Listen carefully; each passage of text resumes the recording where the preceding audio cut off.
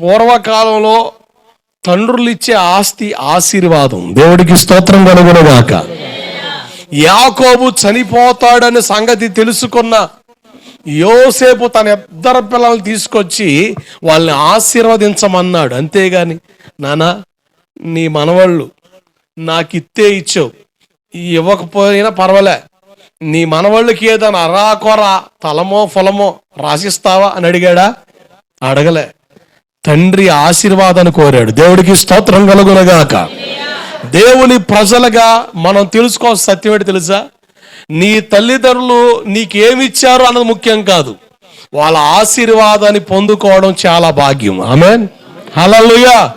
ఈరోజు తల్లిదండ్రులు సంపాదించిన సంపాదన ఏదో ఒకటి లాక్కుందాం అన్న ఆలోచనతో ఎగబడి తెగబడి చేసే గందరగోళ పరిస్థితులు మనం చూస్తూ ఉంటాం.